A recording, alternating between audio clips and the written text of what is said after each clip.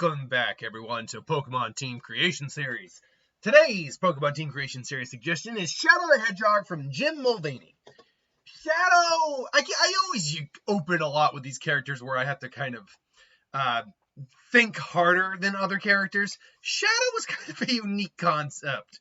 Not in terms of his initial concept, his creation, the ultimate life form artificially created, because once you get past that, there's not a lot of originality to Shadow. What do I mean by that? Let's actually get a couple of the ones right out the gate that were pretty easy. So he was, or is, an artificially created life form. Artificially created life form, I should say. Not artificially. He was designed to actually help cure a terrible disease that was plaguing the world. As such, he is he's basically functionally immortal. Like, he can't be killed, at least by natural causes. He's immune to disease, and he is enhanced beyond a lot of other capabilities. He is Sonic's equal and even greater in a lot of categories. So he's being considered the ultimate life form. This honestly gave me two options here for artificially created Pokemon. Because there are a couple artificially created Pokemon, but really only two when you talk about the ultimate life form stood out. And the big one, obviously, is Mewtwo. Particularly, as you can see here, I went with Mewtwo X. Mewtwo X, the Mega Evolution that you get in Pokemon X, is both a Psychic and a Fighting type, which leans itself very well to Shadow's fighting style. He's a very physical fighter. He does have energy-based attacks, but physical fighting is really he's very willing to engage in physical combat. Add on the fact that Mewtwo is often cited as being very hostile, and Shadow is not the friendliest of individuals. This made a lot of sense. Leaning into that, actually, the hostile nature of Shadow, this led to his next Pokemon team member, which was Hydreigon. Hydreigons are known to be highly aggressive Pokemon, will raze villages to the ground. At least back in the day they did. As well as being a pseudo-legendary, which would lean towards the ultimate life form power level descriptor. That made complete sense. It was at this point, however, because these two were the first two I put on the list, put on the team. It was at this point, however, I then realized, okay, what else do I got here? Well, there's plenty of abilities I could do, but there's nothing wholly unique to Shadow. Most of the abilities Shadow can use, Sonic uses too. At least to some varying degrees. There's a couple minor ones he has over Sonic, but nothing amazing. So I'm like, okay, now we're getting into the more trickier type of team building, where I'm like, okay, let me think of aspects of him that might not be original, but are more identifiable with him than, say, Sonic. Again, being a very heavily physically oriented combatant means that he would be prime for a fighting type on the team. I actually went with two different fighting types here.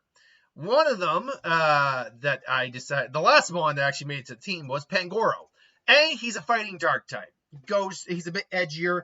He kind of oftentimes acts a bit like a Yakuza boss, a little bit, not quite like a Yakuza boss, but the guy who's kind of in charge. But despite the fact that Pangoros are ill-tempered, they also don't like others picking on the weak. And Shadow, despite his lack of desire to protect the world, he openly says he doesn't give a crap about the world, people, what happens to it. He just doesn't like other dumb people doing what they please. He basically doesn't like authority. Pangoro has a bit of a similar Pokedex entry where it stated that he doesn't like those who pick on others. He doesn't like bullies. The other Mon that made it onto the team, which does lean itself more towards Shadow, is Lucario. A, it's a fighting type. B, it's a steel type, which means it's very durable, much like Shadow is. It's also the closest I could get to an anthropomorphic Hedgehog Pokemon. Should also note that the two existing Hedgehog Pokemon, Shaman and Togedemaru, are not on this team because neither of them make any sense to be on this team. I mean, if you wanted me to get technical, I guess Cyndaquil, although it's an Echidna, is technically it could be considered a hedgehog, but it's like the echidna over a hedgehog. Yeah, there really isn't a good hedgehog Pokemon when you're doing Sonic-based or Hedgehog-based characters. But Lucario also has another ability in this Pokedex entry, its lore, where it's capable of naturally absorbing and utilizing aura in the environment. This leans itself towards Sonic's Shadow's ability to naturally control and manipulate chaos energy through nearby chaos emeralds. So this makes a lot of sense to represent, I think, Shadow. And I didn't put it in the imagery. We got a standard Lucario here. But if you wanted to get even more closer to Shadow, you could go with shiny Lucario here and have it represent his, transformed forms. His Super Shadow form. The last two Mon that made it onto the team, though, this is where I'm like, okay, let me think on this. I chose to go with Absol for one of his Mon here. One is a dark type, again, leaning towards his Shadow, his darker, edgier nature. B, it's a Pokemon that's considered a harbinger of disasters, but really what it's doing is predicting disasters. This has caused a lot of people to shun Absols. While it's not a one-to-one, Shadow kind of is a harbinger of disaster whenever he's around, particularly in some of his games where he literally laid waste to a giant chunk of the planet, or at least a giant chunk of a city. Like, the man goes ham on his opponents. And that I think, but it's all coming from it's all a little misunderstood. Shadow is not an inherently evil character. He's an anti-hero. And he had a very touching relationship with a character known as Maria, but ultimately he lost her before he was able to save her life. And so everything he kind of does, he does out of the name of that old friendship he has with Maria. I believe it was Maria is the name of the character. This also leans a bit towards the Mewtwo origin, as we know that Mewtwo in the original Japanese movie had a relationship with Fuji's daughter, at least in the mental landscape, and then he lost them, and as well as he lost her. The starter Pokemon survived, but he lost her. Actually, no, he didn't.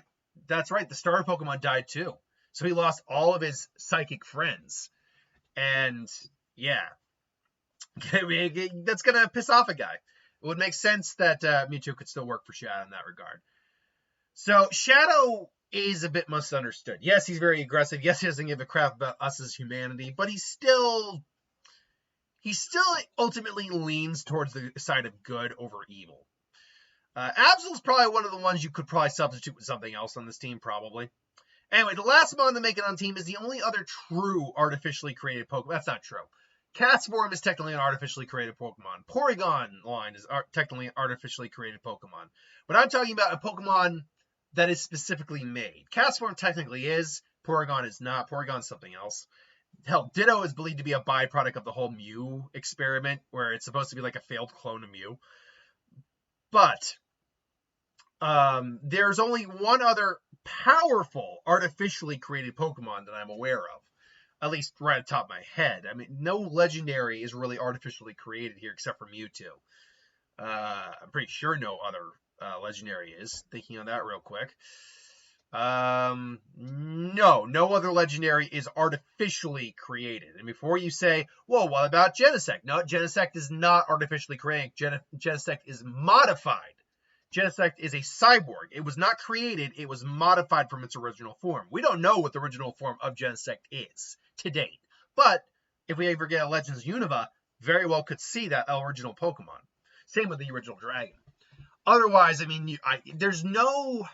The problem with the Paradox Pokemon is we still don't know exactly what's going on with them. We know we're going to probably get the origin of the Paradox Pokemon in the Indigo Disc, which comes out on Thursday, and I am freaking stoked for that. Because I liked the Teal Mask. I liked it. It was a fun little romp. Had a lot of fun. Good time. The Indigo Disc, though, that I think is where the real meat of the DLC is really going to be. I'm looking forward to evolving my Diplin. I'm looking forward to catching like the Paradox Pokemon, including I actually like Raging Bolt. Don't like Walking Wake that much design wise, but I like Raging Bolt. And seeing what the Entei one's gonna look like is gonna be fun. But then, obviously, figuring out what's going on with Terapagos. We've had a lot of possible leaks, but we haven't had anything truly confirmed. I want to evolve my Dipplin into whatever the Hydra apple is going to be. That's going to be fun. So yeah, I'm in apparently a lot of double battles. Looks like it's going to be a good, real meaty DLC for this one. So yeah, but yeah. Anyway, what I was getting at with this is Mewtwo's the only artificially created legendary, as far as we know.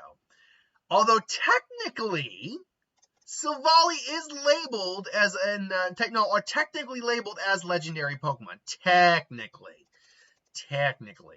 Now, Silvally and technically, do fall into an interesting category. So they are a Chimera Pokemon, obviously to try to replicate Arceus, or Arceus, as he's known as. And a lot of people still pronounce it Arceus. I've always pronounced it Arceus, because his ability is known as the RKS system. It's kind of right in its ability is the name of the god that he's modeled after. He has the ability to change type like Arceus. This was an attempt to create an artificial version of this Pokemon, which they failed miserably. This is not Arceus by any stretch of the means. Arceus is way more powerful than this thing. But yeah, that being said, it's still a Pokemon that is artificially created, made for a purpose. It's actually designed to be an Ultra Beast Slayer, is what it's designed to be. Made for a purpose.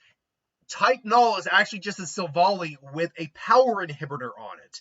That's all that helmet is. Because when you really look at the evolution between Type Null and Silvally, there's nothing that changes except for their head. All that fur and face is just kept underneath there. Which, by the way, it always does beg the question, what Pokemon were used to create Silvally? Because you could maybe figure out where some of these body parts come from, but what Pokemon is that head?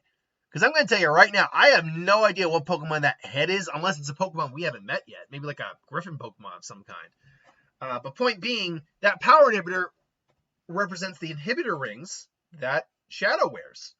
And when he finally releases those inhibitor rings, he can go all out on an opponent. He can just go ham.